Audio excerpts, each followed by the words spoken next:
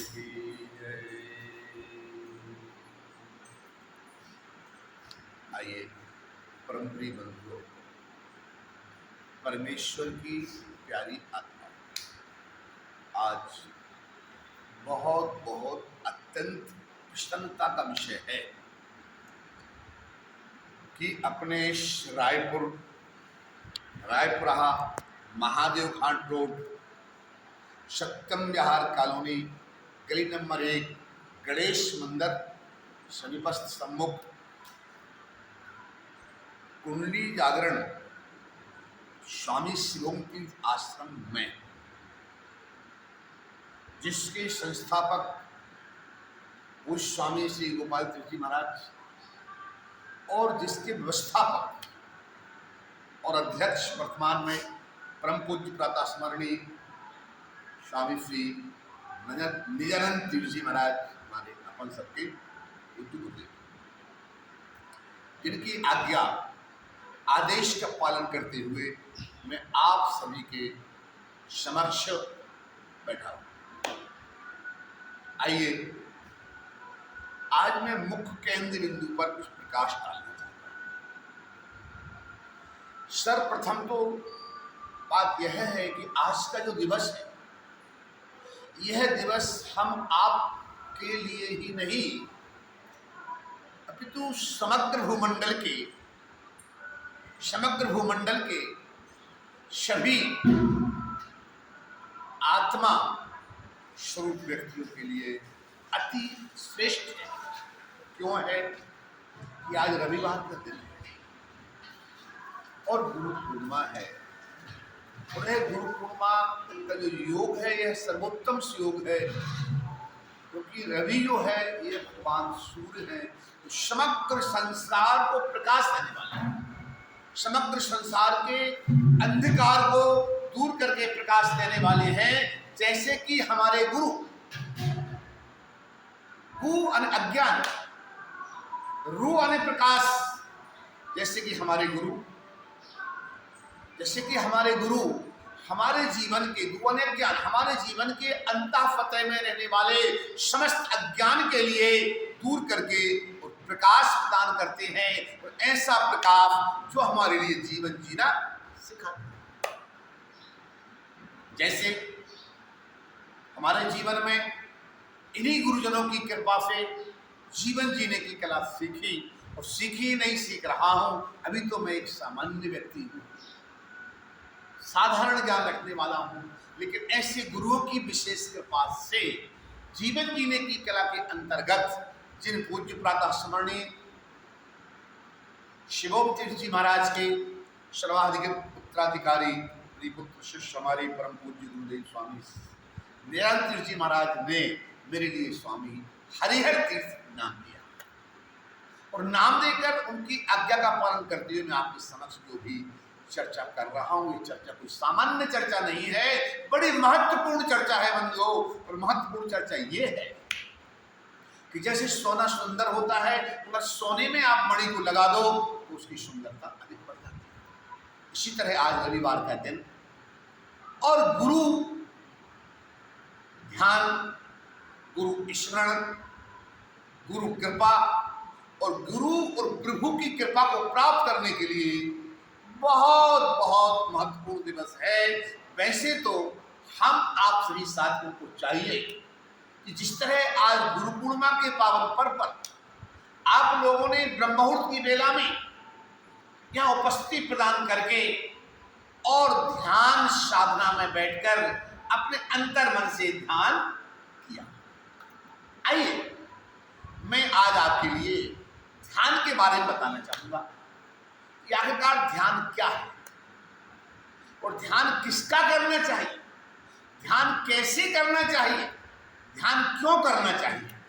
यहीं से हम शुरुआत करते हैं कि ध्यान क्यों करना चाहिए, ध्यान क्यों करना चाहिए। परम पूज्य प्रातः स्मरणीय विशिष्ट गुरुदेव हमारे स्वामी शिवोम तीर्थ जी महाराज ने आह्लादनी शक्ति महायोग के अंतर्गत सुस्पष्ट लिख दिया है। वैसे उनकी अनेकानेक पुस्तकें हैं, जिन पुस्तकों का मैं चिंतन मनन अध्ययन करके विशेष मनन करता हूँ और विचार करता हूँ, चिंतन करता हूँ, सर्वप्रथम तो गुरुदेव ने शिवोम चरितामृत के अंतर्गत लिखा कि हम जब कभी आंतरिक शुद्धि के लिए ध्यान करने को आगे बढ़ते हैं, उसके पूर्व बाह्य शुद्धि भी अनिवार्य है। ये मैं नहीं बोला, हमारे गुरु स्वामी शिवोम तीर्थ जी महाराज कहते हैं। कई बार कई लोग ध्यान करने के लिए बैठ जाते हैं मगर बाह्य शुद्धि पर ध्यान नहीं, बल्कि स्वामी शिवोम तीर्थ जी महाराज कहते हैं, प्रवचन में बोलते हैं, हम आप सबको निर्देशित करते हैं कि जब तक बाह्य शुद्धिवस्थित नहीं है, जब तक बाह्य शुद्धिवस्थित नहीं है, तब तक आंतरिक शुद्धि का संबंध शाश्वत विधिवत नहीं बन सकता। हमारे जीवन में जीवन जीने की कला का नाम ही वह है कि हमारे जीवन में बाह्य शुद्धि होना अनिवार्य है। कल बड़ा अच्छा लग रहा था, हम बैठे हुए थे, आप सभी साधक भी बैठे हुए हैं, इसी तरह कल शाम को इस संदर्भ में चर्चा हुई, और जब चर्चा हुई तो मैंने मनीषी निकल जी को इस बात को बताया कि वायु शुद्धि भी करना है तो ठीक ब्रह्म मुहूर्त की बेला के शुभारंभ इस समय भी करना है। क्यों करना है आज मैं नहीं कह रहा हूं, इस भारत की वो विभूतियां, भारत की वो विभूतियां परमदेव श्री स्वामी विष्णुदेव तीर्थ जी गुरु जी हो, स्वामी शिवोम तीर्थ जी गुरु जी हो, अखंडानंद सरस्वती जैसे महापुरुष हो या कोई भी साधक संत, इन सबकी साधनांतर्गत बात स्पष्ट होती है कि हम ब्रह्म मुहूर्त की बेला के पूर्व यदि ध्यान करना चाहते हैं तो मानसिक स्नान करके और ध्यान कर सकते हैं। 4 बजे के पूर्व यदि हम ध्यान करना चाहते हैं तो हमें उस वक्त मानसिक स्नान कर लेना चाहिए। मानसिक स्नान के बाद हम ध्यान कर सकते हैं, मगर उस समय मानसिक स्नान अनिवार्य है। क्यों कि हम 4 बजे जब सोने वाले पशु पक्षी वृक्ष लता पता और समग्र संसार अजाति पक्षा मातरम स्तन्यम यथा वसतरा सुदारता प्रियम प्रियवो फिफ्तम निषण्णा मनोरविंदास दीक्षितोत्वा। समग्र भूमंडल में हमारे जल देवता, हमारे वायु देवता, हमारी पृथ्वी देवी, जो भी पृथ्वी जल तेज आकाश है, इस समग्र शयन करते हैं। एक शयन का टाइम होता है, शयन का टाइम होता है प्राय सामान्यतः 6 घंटे जो सब शयन करते, इस तरह सब देवता भी शयन करते। एक बार हम जा रहे थे, परमहंस संतों के साथ थे, उन्होंने ब्रह्मांड घाट में ठीक 3:30 बजे गाड़ी को रुकवा दिया। मैं छोटा बालक था, संस्कृत विद्याध्ययन था उस समय। गाड़ी रुकवाकर उन्होंने बोला अभी नर्मदा मैया सो रही है, अभी तुरंत गाड़ी को खड़ा कर दो, जब तक कि नर्मदा नहीं जाग जाएंगी, माँ नर्मदा नहीं जाग जाएंगी तब तक गाड़ी आगे नहीं बढ़ेगी, हम इस पुल को पार नहीं करेंगे। ठीक आधा घंटे के अंतर्गत वहां पर खड़े रहे। जब महापुरुष गुरुदेवों की आज्ञा हुई तो उस नर्मदा को पार किया। कहने का तात्पर्य मैं अपनी बात नहीं कर रहा, जिन महापुरुषों की कृपा से मैं यहाँ पर बैठकर आपको तो सब सुना रहा हूँ, इन्हीं महापुरुषों का आदेश है कि ब्रह्म मुहूर्त की बेला में ध्यान करना है तो उसके पूर्व करना है तो मानसिक स्नान से करें, और यदि आपको ठीक 4 बजे से ध्यान करना, 4 के पहले वाही शुद्धि करें। तो 4 बजे उठें, 4 से वाही शुद्धि करने के बाद फिर ध्यान में बैठें, क्योंकि संदीप जी कल कह रहे थे हम ठीक 4 दिन पहले आ जाएंगे, बैठ जाएंगे। तो हमें बताना चाहिए जब देवता सोते रहें तब उनको मत जगाओ, स्नान मत करो।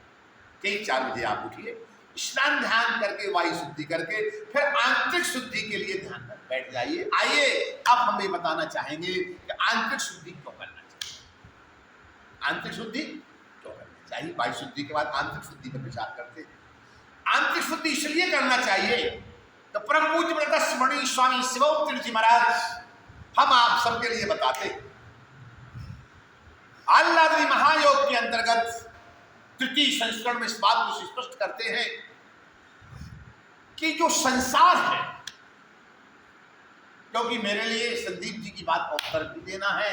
इन्होंने, मैंने इनसे पूछा भी ध्यान से उठने के बाद कि संदीप जी है बताइए आपने किसका ध्यान किया। बड़ी अच्छी बात कही इन्होंने। मैंने भगवान शिव का ध्यान किया। मैंने कहा किस शिव का? ये जो बैठे इन्हीं का किया। आज इस बात को भी स्पष्ट करना चाहूंगा कि इन शिव का ध्यान नहीं तो किस शिव का ध्यान करना चाहिए। इस बात को स्पष्ट करते हुए और परम पूज्य स्वामी शिवोम तीर्थ जी महाराज के द्वारा जो अति गूढ़, अति क्लिष्ट, अति महत्वपूर्ण बात लिखी गई है, उस बात को मैं सरल करके प्रस्तुत करना चाहूंगा। सर्वप्रथम ये बताना चाहूंगा शिव क्या है। शिव क्या है? जो ब्रह्म है, ब्रह्म मान लीजिए, पूर्ण ब्रह्म उसे कहते हैं कि सारा संसार जो है वो पूर्ण ब्रह्म की कृपा से, जिसके द्वारा उत्पत्ति होती है, स्थिति दिखाई देती है और प्रलय उसमें हो जाता है। फिर पूर्ण ब्रह्म किस रूप में है? पूर्ण ब्रह्म एक परम चैतन्य शक्ति के रूप में। जानते ना, बड़ी महत्वपूर्ण बात है। पूर्ण ब्रह्म जो है वो निराकार है, उसका कोई आकार नहीं है। तो पूर्ण ब्रह्म जो है प्रिय बंधुओं, यह एक परम चैतन्य शक्ति के रूप में। आइए उस परम चैतन्य शक्ति के लिए हम आप सभी प्रणाम करते हैं, समझते हैं कि परम चैतन्य शक्ति क्या है। परम चैतन्य शक्ति क्या है? परम चैतन्य शक्ति वो है कि जिस तरह से जब समग्र संसार में महाप्रलय हो जाता है और सर्वत्र जल ही जल होता है, वह परम चैतन्य शक्ति समग्र विश्व को, भूमंडल को समेटकर अपने अंदर समाहित कर देती है। जब जल ही जल होता है, जल के अंदर परम चैतन्य शक्ति निवास करती है। मगर उस परम चैतन्य शक्ति के चित्त में जब ये बात उठती है कि एको हम बहुश्यामा, मुझे एक से अनेक बनना है, तब उसके अंदर से स्पंदन शुरू होता है। जल के अंदर से स्पंदन मतलब हरकत। जल के अंदर जो हरकत होगी, बुद बुद बुद बुद की ऊपर बुद, उसी समय उसी जो उसकी लहरें थी, जो तरंगें थी, उनके मध्य जो एक शक्ति, परम चैतन्य शक्ति के अंदर जो संकल्प जाग रहा था, एक से अनेक बनना है। और जैसे मैंने महाप्रलय किया था, अब महाप्रलय के बाद पुनः सृष्टि का विस्तार करना है। तो जल के अंदर जो शक्ति, जिस शक्ति का नाम है परम चैतन्य शक्ति, जिसका नाम है ब्रह्म, जिसका नाम है पूर्ण ब्रह्म, उसी परम चैतन्य शक्ति के लिए ब्रह्म कहा जाता है। क्या कहा जाता है? ब्रह्म।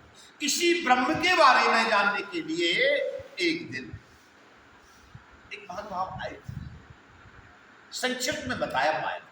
यदि आज वो इसको सुने तो समझें और चिंतन करें कि ब्रह्म क्या है। ब्रह्म उसी को कहते हैं जो एक परम चैतन्य शक्ति एक है, मतलब बिखरी नहीं है। उस परम चैतन्य शक्ति को ब्रह्म कहते हैं, उसी को पूर्ण ब्रह्म कहते हैं। और ऐसे पूर्ण ब्रह्म परम चैतन्य शक्ति के अंदर जब जल के अंदर संकल्प उठता है तो स्पंदन हरकत होते हुए बुदबुदे और बुदबुदे के बाद उन्हीं से एक पुरुष के रूप में आदि नारायण भगवान प्रकट हो जाते हैं। आइए अपन इसी बात पर प्रकाश डालें और शिव को समझे। पहले जब वो परम चैतन्य शक्ति जो है, जब वो अव्यक्त थी तो ब्रह्म था, अव्यक्त थी तो ब्रह्म। और उसी अव्यक्त परम चैतन्य शक्ति के लिए व्यक्त होने की स्थिति में शिव कहा है, उसी का नाम शिव। जैसे कि आपने बोला हम शिव जी का ध्यान करते हैं, इन्हीं शिव जी का ध्यान करते हैं। ये तो सारे देवता हैं, ये क्या है? सारे देवता। देवता अलग होते हैं, भगवान अलग होते हैं, ब्रह्म अलग होता है, ईश्वर अलग होता है। देवता वो है जिसको भगवान ईश्वर या हमारा पूर्ण ब्रह्म तैयार करता है। आवश्यकता पड़ने पर संसार की सृष्टि करना है, ब्रह्मा। पालन करना है, विष्णु बना। संहार करना है, शिव बना। हम जो यहां ध्यान करते हैं, इनसे का नहीं करते हैं। उस पूर्ण ब्रह्म शक्ति, परम चैतन्य शक्ति का ध्यान करते हैं कि जो शक्ति निराकार है, जो शक्ति निराकार है, साकार नहीं है, उस परम चैतन्य शक्ति का जब व्यक्त हो जाती है, भाई अव्यक्त है, अव्यक्त मतलब जो दिखाई नहीं दे, जो निराकार रूप में, तो जो निराकार रूप में दिखाई नहीं दे रही है परम चैतन्य शक्ति जो है मेरी बंधुओं, वो है ब्रह्म है। और जब वो व्यक्त होने लगती है, प्रकट होने लगती है, उसका नाम शिव है। शायद मेरी बात समझ रहे होंगे आप लोग, पुनः समझने का प्रयास करें कि अव्यक्त के रूप में वो ब्रह्म, पूर्ण ब्रह्म है। और व्यक्त होने की स्थिति में जब आगे बात शुरू होती है, उसका नाम शिव है। शिव यानी कल्याण, शिव माने कल्याण, सर्व कल्याण, कल्याण कल्याण, सर्वत्र कल्याण करने वाले ही महादेव का नाम शिव है। आइए हम इस पर प्रकाश न डालते हुए उसी बात पर प्रकाश डालें कि हम ध्यान क्यों करें। तो पूर्ण ब्रह्म शक्ति जब अव्यक्त है तब ब्रह्म है, और व्यक्त है तो शिव है। शिव के रूप में ही वह जल के पार आकर बन लो, और नारायण आगे सृष्टि की बात चलती है। अब हम इसी विषय पर रहे तब समझ पाएंगे। इसी विषय को परम पूज्य प्रातः स्मरणीय हमारे रग रग में, रोम रोम में हम समाहित करने लिए जा रहे हैं। ऐसे परम गुरुदेव श्लोक तीर्थ जी महाराज की जो महती कृपा, महती कृपा क्या है, इनकी एक एक शब्द को, एक एक अक्षर को हम और आप यदि चिंतन कर लें, मनन कर लें, तो चंद्र क्षणों में संसार को छोड़कर बदलो, उनकी सदा के लिए समर्पण, आत्मसमर्पण करके अपने जीवन को जो व्याकरण के माध्यम से, जो व्याकरण के माध्यम से जो भागवत आदि ग्रंथों में जिन बातों को लिखा गया, उन बातों के तत्व सार बात को हमारे प्रभु स्वामी स्वामी शिवोक्ति जी महाराज ने बड़ा स्पष्ट ढंग से कठिन भाषा में लिखा, सरल करके बताया। पूज्य स्वामी शिवोक्ति जी महाराज लिखते हैं, आह्लादनी, आह्लादनी यानी भक्ति, आह्लादनी का दूसरा नाम भक्ति, आह्लादनी महायोग, भक्ति महायोग के अंतर्गत लिखते हैं। तो ये समग्र संसार जो परम चैतन्य शक्ति ब्रह्म का ही संसार है, ये समष्टि और व्यष्टि में समाहित है। नहीं बताना चाहूंगा समष्टि क्या, समष्टि वो है जैसे मैंने अभी बताया पूर्ण ब्रह्म। जब पूर्ण ब्रह्म जल के माध्यम से बाहर नहीं आया तो वो है आपकी समष्टि। ध्यान से आप लोग शायद समझ रहे होंगे, मैं पुनः समझाना चाहूंगा क्योंकि मैं स्पष्ट समझाना चाहता हूं, जिसमें आपके चित्त में वास्तविक स्थिति आना चाहिए कि हमारे ये गुरुदेव लोग परमहंस कैसे, परमहंस क्या है, किसे कहते हैं। भाई इन चीजों का जो तुमने बताया, कहा, लिखा, पुस्तकों में जो बता रहा हूं, ये सब सिर्फ थोती बात लिखने की नहीं है, उन्होंने उसका अनुभव किया, उसकी गहराई में गए, इस चेतन आत्मा को उस परम चैतन्य परमात्मा में समाहित किया, उसके बाद उन्होंने लिखा। बोलिए स्वामी शिवोक्ति जी महाराज की कहना ये चाहता, उन्होंने स्वामी शिवोक्ति जी महाराज ने लिखा कि जो जो समष्टि है वही पूर्ण ब्रह्म है। क्योंकि एक समष्टि का मतलब एक शक्ति का एक होना, उसका ना बिखरना, शक्ति का एकाकीकरण ही समष्टि है, और शक्ति के बिखर जाने का नाम व्यष्टि है। शायद ध्यान दे रहे हो आप, अनेक लोग विराजमान है, आप अनेक लोगों में आप सभी लोग ध्यान से इसके लिए आत्मसात करने जा रहे हैं, करना चाहिए। ऐसा विषय हमें सामान्य रूप से कभी नहीं प्राप्त होता। आज तो गुरु पूर्णिमा के पावन पर्व पर गुरुदेव की प्रेरणा, उनका आशीर्वाद, उनकी आज्ञा कि मेरे अंतर मन ने कहा कि आज धिक्कार है उन समस्त ट्रस्टियों के लिए कि आज यहाँ पर बंधु गिने चुने एक दर्जन के अंदर ही यहाँ पर साधन हैं। हमारे गुरुदेव स्वामी शिवोम तीर्थ जी, गोपाल तीर्थ जी, जान तीर्थ जी के सब समर्पित भक्त हैं। सबको चाहिए इस विषय को समझे, चिंतन करें, मनन करें, उसमें डूबे और ध्यान करें। इसलिए करें। स्वामी शिवोत्तरी जी महाराज लिखते हैं कि एकाकीकरण जो है, एक शक्ति का जो पुंज समूह है, उस शक्ति के एक पुंज समूह का नाम समष्टि है। और जब शक्ति को बिखेर दिया जाता है तो उसका नाम व्यष्टि है। चलिए मैं आपको बड़ी सरल भाषा में प्रस्तुत कर देता हूं। समष्टि के रूप में वो ब्रह्म परमात्मा है, और व्यष्टि के रूप में हम आप सबके अंदर बैठी हुई आत्मा है। ध्यान दीजिएगा, बड़ी महत्वपूर्ण बात है कि हमें ध्यान क्यों करना चाहिए, हमें ध्यान क्यों करना चाहिए। इस पॉइंट को हर साधक को चाहिए, हर साधक को चाहिए। हर साधक के साथ जो लोग भी इस वीडियो के माध्यम से सुनते हैं, देखते, उन सबको चाहिए इसका चिंतन मनन करना चाहिए कि वह ब्रह्म जो है समष्टि के रूप में परमात्मा है, और व्यष्टि के रूप में मतलब बिखरी हुई गति की विधि के रूप में हम आप सबकी आत्मा है। हम आप सबकी आत्मा है। वास्तव में मेरी बंधुओं, यह जो हम आप सबकी आत्मा है, इस आत्मा का परमात्मा से मिलन होने के लिए ही यह ध्यान है, यह ध्यान है, यह साधना है, यह योग है, यह प्राणायाम है। यही हमारे जीवन का मनुष्य तन प्राप्त करने का सर्वोच्च सार है। कहने को बहुत सी बातें होती है कि शब्द पर, मगर मैं कम शब्दों में महत्वपूर्ण बात बताना चाहूंगा।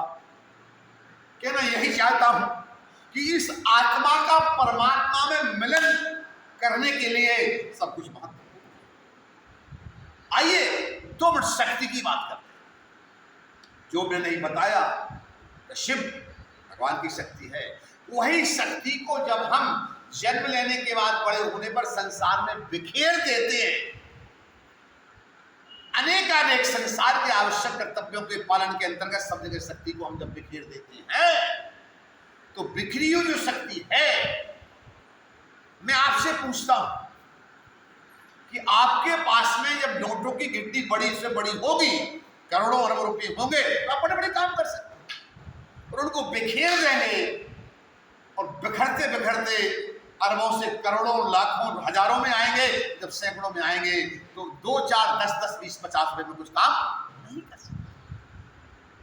हम तभी कोई महान बड़े काम कर सकते हैं जीवन में, चाहे उद्योगपति बनना चाहें, चाहे जीवन के एक सर्वोच्च व्यक्ति बनना चाहें, अपने आप को पहचान कर। मनुष्य जन्म के बाद दूसरा जन्म है। मनुष्य जन्म के बाद हमारा उद्देश्य, हमारा लक्ष्य, मनुष्य जन्म लेने का उद्देश्य है, लक्ष्य है। उस बात को समझना और जीवन में धारण करना है। ही बंधुओं, मनुष्यत्व है, मनुष्यत्व है, अन्यथा सब व्यर्थ है। तो हमें जीवन जीने की कला, इस बात को समझना चाहिए। कहना ये चाह रहा हूं, पर विषय पर रहें। कहना यह चाह रहा हूं कि शक्ति हम जब संसार के समस्त कार्यों में बिखेर देते हैं, अभी बता रहा था, व्यष्टि हो जाती है। यानी बिखेरना मतलब व्यष्टि हो जाना, और एकत्रित हो जाना मतलब एक शक्ति का पूर्ण पुंज समूह एकत्रित हो गया। मतलब आपके जीवन में एकत्रित होकर अंदर शक्ति समाहित करके और उसको अंदर शक्ति को जागरण कर देने का नाम है, शक्ति के जागरण का नाम है कुंडलिनी जागरण। समझ रहे हो? क्योंकि आश्रम में नाम लिखा है कुंडली जागरण, स्वामी शिवोत्तरी आश्रम। तो इसके बारे में कोई भ्रमित न हो।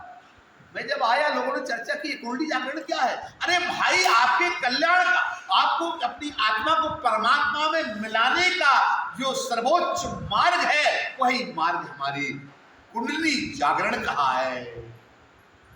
बिखरने वाली शक्ति को एकत्रित करना एक हमारी समष्टि है, मतलब शक्ति एकाग्र है। उसको हम एकाग्र अंदर करके उसको जगाएं। सुप्त है।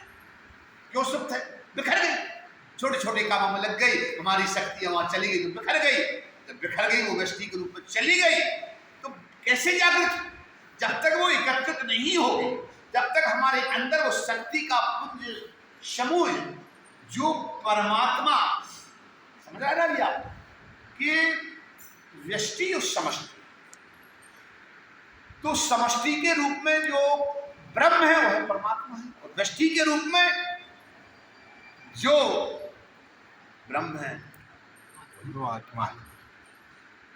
तो जब इस बात को समझ गए हो तो ये भी समझ लीजिए, जब बिखरी शक्ति कभी कोई काम नहीं, जब जो संसार में शक्ति को बिखेर दिया है, वहां से शक्ति को लाए और एकाग्र करें। एकाग्र जब होगी शक्ति, तभी जाकर हमारे जीवन में कुंडली जागरण का मतलब है कि सोई हुई शक्ति को जगा देना। अरे जब बिखर गई तो फिर इकट्ठी नहीं है तो जगेगी कहां से? पहले उसको इकट्ठी करने का प्रयास। संसार में थोड़े थोड़े रूप में सर्वत्र रहने वाली शक्ति को एकत्रित करो, एकाग्र करो। एकाग्र जब कर लोगे तब जाकर उसका जागरण कर सकोगे, और जागरण जब करोगे उसको ही कह देंगे। हमारे गुरुदेव ने लिखा, परम पूज्य स्वामी शिवम तीर्थ जी महाराज ने अनेक ग्रंथों में इस बात को बड़ा प्रकाश डाला है कि कुंडली जागरण जो है, जब तक शक्ति का संचय नहीं करोगे, वो कैसे करोगे? ध्यान के द्वारा। वो कैसे करोगे? एकाग्र चित्त के द्वारा। वो कैसे करोगे? ब्रह्म मुहूर्त की वेला से जब हर काम करते हुए हम चिंतन करेंगे, हम मनन करेंगे। गुरुदेव ये नहीं कहते, गुरुदेव ने ये भी कहा स्वामी शिवम तीर्थ ने कि यदि हमें यहां बैठकर आलस आ रहा है, नींद आने लगी है, तो उससे बेस्ट है कि आप सेवा करें। उससे अच्छा है सेवा करें, और सेवा करते हुए मन से मेरा ध्यान करें। सेवा करते हुए उस ब्रह्म का समष्टि के रूप में जो ब्रह्म परमात्मा है, उस परम चैतन्य शक्ति का स्मरण करें, मनन करें, चिंतन करें। मगर बैठकर आलस आ रहा है तो समय को अपव्यय न करें। स्वामी शिवम तीर्थ जी क्यों पूज्य प्रातः स्मरणीय विष्णुदेव तीर्थ जी के कृपा पात्र बने? क्यों बने? आप देख लीजिए, उनका जीवन चरित्र देख लीजिए। उनके जीवन में आत्मसमर्पण गुरु चरणों में हो गया था। आत्मसमर्पण ही नहीं हुआ था, एक एक क्षण, एक एक पल, एक एक घड़ी सिर्फ गुरु सेवा में ली। स्वामी शिवम तीर्थ यदि शिवम तीर्थ बने तो वो अपने कर्म के द्वारा, अपने अंतर्मन के भाव के द्वारा, अंतर्मन का जो भाव था गुरु सेवा में प्रकट हो गया। जब भाव प्रकट हुआ, कर्म होने लगा। और हर कर्म में यदि गुरु हर श्वास में आ गए, हर कदम में गुरु आ गए, हर पल में आ गए, तो गुरु की कृपा उन पर बरस गई। और ऐसी कृपा बरस गई भैया कि हम जैसे हजारों भागवत करने वाले अज्ञानी जैसे लगते हैं गुरु के एक एक शब्द को पढ़ने। हमने जब समष्टि व्यष्टि की बात को गुरुदेव की पुस्तक में पढ़ा, चिंतन किया, मनन किया, तब हमने इस बात को हृदय स्वीकार कर लिया कि गुरुदेव नहीं थे, साक्षात भगवान शिव के अवतार थे। साक्षात शिव अवतार स्वामी शिवम तीर्थ जी महाराज का एक एक शब्द, एक एक शब्द, एक एक अक्षर बंधुओं, एक एक लाइन, एक एक चीज हम आप सबके लिए अनुकरणीय है। उसके पूर्व अंतः सतह में विराजमान करने योग्य बंधुओं, तभी हम आप सभी मिलकर अपने जीवन का कल्याण कर सकते हैं। तभी हम आप सब मिलकर इस आत्मा को परमात्मा में मिलाने का काम कर सकते हैं। क्यों? इसलिए कि हम शांति तो चाहते हैं। इस समग्र भूमंडल की सर्वोपरि यदि कोई चीज है, इस भूमंडल में सर्वोपरि कोई चीज है तो वो है शांति, सच्ची शांति। मगर ध्यान देना, हम चाहते शांति है तो जीवन में काम करते हैं अशांति का। संसार के विषयों में, संसार के भौतिक सुखों में, संसार की यश कीर्ति प्रतिष्ठा उच्च पदों में, विश्व के सबसे बड़े धनीमानी बनने में भी बंधुओं ना कभी शांति थी, ना आज है, ना कदापि प्राप्त। सच्ची शांति है। तो जिस वक्त हम शक्ति को संचित करके आत्मा को परमात्मा में मिलाने का प्रयास करेंगे तो सच्ची शांति प्रवेश करने लगेगी। जिस दिन आत्मा परमात्मा से जुड़ जाएगी तो निश्चित पूर्ण शांति और पूर्ण जीवन जीने की कला के साथ हमारा जीवन सुखी हो जाएगा। ध्यान देना, मेरा पूर्ण नाम पंडित विनोद शंकर शास्त्री, परम पूज्य गुरुदेव स्वामी निजानंद तीर्थ जी महाराज की महती कृपा से, उनके आशीर्वाद से, उन्होंने उस शंकर नाम का ध्यान रखते हुए मुझे अपने तरफ से जो उनको गुरुजी ने आदेश दिया और जो ध्यान करके उन्होंने मुझे आज शक्ति दी। तो बंधुओं, उस समय तो ऐसी शक्ति जब मुझे संन्यास दे रहे थे ऐसा लग रहा था कि मैं समुद्र, आनंद के समुद्र में डूब गया। मैं आनंद का अनुभव करते हुए जब उन्होंने नाम दिया, नाम के बाद मैंने चिंतन किया, मनन किया, उस समय की बात, परम आनंद के समुद्र में डूबा हुआ हूं। तो मेरा हर क्षण, हर पल, हर वक्त मस्ती से भरा हुआ पर आनंद में जाता है। बंधुओं, ऐसे लगता है कि गुरुदेवों की कृपा से मेरे जीवन में सच्ची शांति का खजाना प्राप्त है। वही शांति के खजाने के लिए आज मैं आपको इस ध्यान के बारे में बता रहा हूं। ध्यान का मतलब है कि हम जब ध्यान करने को बैठते हैं, ना तो हमें स्थान का ध्यान रहे और ना हमें अपने आप का ध्यान रहे। एक एक अंग प्रत्यंग से, हर एक इंद्रिय में, सर्वत्र उस ब्रह्म का ध्यान हो जिस ब्रह्म को परमात्मा कहते हैं। आइए एक महत्वपूर्ण बात समझाकर मैं अपनी वाणी को विराम दूंगा। प्रायः लोग अशांत रहते हुए भी इन महत्वपूर्ण बातों को समझते नहीं। इनको समझकर उस सच्चाई को मानना और उस पर चलना ही हमारे जीवन की सार्थकता है। जैसे छोटा सा उदाहरण दूंगा मैं कि हम जब दूध को उबलने रखते हैं तो उसके बाद उसमें चीनी डाल देते हैं, तो उसमें घुलेगी चीनी या नहीं? भाई दूध में हम शक्कर डालेंगे, घुलेगी या नहीं? बोलिए कृष्णा, क्यों भाई संदीप जी? घुल जाएगी ना? क्यों डॉक्टर मनीष कुमार जी सोनी बताइए? क्यों अनीता जी बताइए, बोल के बताइए, शक्कर घुलेगी नहीं घुलेगी? घुल जाएगी। अब आप मुझे दूसरा उत्तर दीजिए, क्या उसी दूध में यदि हम पत्थर डालेंगे तो घुलेगा या नहीं घुलेगा? नहीं। आप सभी लोग कह रहे हैं कि दूध में पत्थर डालने पर वो नहीं घुलता। मैं इस बात को बताना चाहता हूं कि पत्थर क्यों नहीं घुलता और चीनी क्यों घुलती? क्योंकि उस पत्थर का दूध से गुणवत्ता का संबंध नहीं है, जातीयता का संबंध नहीं है, मित्रता का संबंध नहीं है। इसलिए दूध में बंधुओं पत्थर कभी नहीं घुलता। लेकिन जिस चीनी शक्कर का उस दूध से एक गुणवत्ता का संबंध है, जातीयता का संबंध है, एक मित्रता का संबंध है, वो चीनी शक्कर उस दूध में शीघ्र। ध्यान देना बड़ी महत्वपूर्ण बात। हमारा संबंध, हमारी गुणवत्ता का संबंध, हमारी मित्रता का संबंध, हमारी जातीयता का संबंध है तो हमारी आत्मा का परमात्मा से है, जैसा कि मैंने अभी आपको बताया। ध्यान दीजिए, बड़ी महत्वपूर्ण।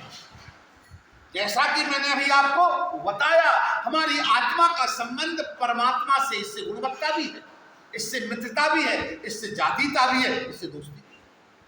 इसलिए जब तक आत्मा को परमात्मा में समाहित करने को आगे नहीं बढ़ेंगे, तब तक कदापि हमारे जीवन में शांति प्राप्त नहीं होने वाली। यदि वास्तव में हम आप सभी को, समग्र भूमंडल के हर व्यक्ति को, हर आत्माधारी, हर स्त्री मनुष्य के लिए, वैसे तो समग्र भूमंडल जितने भी जीवात्मा है सब भगवत कृपा से सब हैं, परंतु मनुष्य स्त्री को विशेष विवेक रखने के कारण आत्मज्ञान के माध्यम से उस परमात्मा को पहचानने का बोध और आत्मा को परमात्मा में समाहित करने के लिए ध्यान कर सकता है, योग कर सकता है, बिखरने वाली शक्ति को एकाग्र करके अपने अंदर समाहित करके और जागृत कर सकता है। ऐसा हमारे पूज्य गुरुजनों ने। अब गुरुजनों की बात क्या करूं, इस परंपरा की यदि पूरी बात कर दूं बंधुओं, तो प्रथम यह है कि इसके गंगाधर तीर्थ जी महाराज, प्रारंभिक हमारे परमहंस साधक संत गंगाधर तीर्थ जी महाराज, जिनकी कृपा से श्री नारायण देव तीर्थ जी महाराज, गंगाधर तीर्थ जी के शिष्य श्री नारायण देव तीर्थ जी महाराज हैं, नारायण देव तीर्थ जी महाराज के शिष्य, ये जो विराजमान है शुभ्र सफेद वस्त्रों में बंधुओं, ये ज्ञान विज्ञानी तीर्थ जी महाराज। उनके शिष्य स्वामी श्री विष्णुदेव तीर्थ जी महाराज, उनके शिष्य परम पूज्य स्वामी शिवोम तीर्थ जी महाराज, उनके शिष्य जिन्होंने इस आश्रम की स्थापना की स्वामी गोपाल तीर्थ जी महाराज, उनके शिष्य प्रिय पुत्र हम आप सबके सदगुरु स्वामी निजानंद तीर्थ जी महाराज। कहना इतना चाहता हूं कि इन परमहंसों ने कोई सामान्य शक्ति, सामान्य साधना के माध्यम से अपनी आत्मा को परमात्मा में नहीं मिलाया। एक कई जन्मों की तपस्या है, एक जन्म की नहीं बंधुओं, लेकिन कई जन्मों की समस्या, जो भी तपस्या है और कई जन्मों की तपस्या इस जन्म के अंतिम चरणों में आए और आकर उन्होंने अपनी साधना को किया और इस आत्मा को परमात्मा में समाहित कर दिया। इन्हें अपने देह का ध्यान भी नहीं रहा, आत्मा को परमात्मा में समाहित किया, परम चैतन्य शक्ति में लीन मोक्ष मुक्ति को प्राप्त हुए, इसलिए सब परमहंस कहलाते हैं। हम आप सब इनकी इन चरित्रों से, इनकी इस दिव्य वाणी से, जब गीता का ज्ञान भगवान श्री कृष्ण ने दिया था तो मात्र अकेला अर्जुन था, वहां कोई नहीं था, अर्जुन अकेले को दिया। मगर यहां पर भी रायपुर में मैं इस बात के लिए देखता हूं, इसके पहले जो रविवार निकल गया, सब अपने आवश्यक कार्यों में यहां थे, लेकिन कोटशा धन्यवाद आशीर्वाद साधुवाद के पात्र है डॉक्टर मनीष कुमार सोनी जी। कहूंगा धर्मपत्नी को भी पूजन में नहीं आना था, लेकिन धन्य है ओरिजिनल इन परमहंसों के कृपा पात्र कि आपने आज तक जब से सत्संग प्रारंभ कराया है तो आप परिचित के समान गुरुदेवों के आदेशानुसार अकेले ही रहे, अकेले ने सबका पूजन कराया और पूजन कराते हुए सबको सूचना देना जिससे ज्ञान ले सके, तो वीडियो भी और हम दोनों ने मिलकर सत्संग किया। बाद में कुछ पड़ोसी है वो सब लोग आए, कुछ लोग बढ़े बंधु आधे घंटे बाद। कहना ये चाह रहा हूं मूल बात, गुरुदेव कहते हैं, स्वामी शिवोम तीर्थ जी महाराज कहते हैं कि यदि समर्पित सच्चा साधक एक भी है तो हजारों से बढ़कर है। समर्पित साधकों के लिए यदि आपके लिए केले के लिए उनको ज्ञान देना है तो दीजिए, मगर देते रहिए। ज्ञान की धारा, ध्यान की धारा, साधना की धारा, गुरु कृपा से प्रभु, प्रभु कृपा से गुरु, गुरु प्रभु एक समान होते हैं बंधुओं। इन गुरु प्रभु कृपा को प्राप्त करने के लिए, इस आत्मा को परमात्मा में समाहित करने के लिए, मोक्ष मुक्ति का मार्ग प्रशस्त करने के लिए, जीवन में सच्ची शांति के सागर में डूबने के लिए यदि ऐसा अवसर आए कि सत्संग करने के लिए, वैसे तो धिक्कार कहूंगा मैं बंधुओं, रायपुर वासी समस्त टेस्टियों के अंतर्गत अन्य सब भक्तों के लिए ऐसा महत्वपूर्ण काम जो गुरुजनों की कृपा से, पूर्व गुरुजनों की कृपा से, तो मैंने बाल्यावस्था से उनकी सेवा करके जो ज्ञानार्जन किया, हजारों भागवत करने के बाद मैं संन्यास लेकर यहाँ बैठा हूं, तो अब ऐसे सत्संग को यदि प्राप्त नहीं कर सकता तो जीवन में कभी शांति प्राप्त नहीं कर सकता। शांति प्राप्ति के मार्ग को पहले हम जाने तो, पहचाने तो, समझे तो, और गुरुजनों का, परमहंसों का आशीर्वाद प्राप्त करें। उन सबके आशीर्वाद से हमारी आत्मा जब परमात्मा की ओर जाएगी और समाहित हो जाएगी तो सच्ची शांति प्राप्त हो जाएगी। आइए प्रियबंधुओं, परमेश्वर की प्यारी आत्माओं, आज रविवार का दिन है।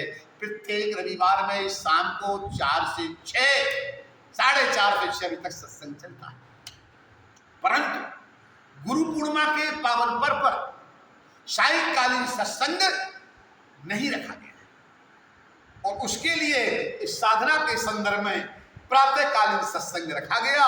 उस प्रातःकालीन सत्संग में आप सभी लोगों ने सत्संग,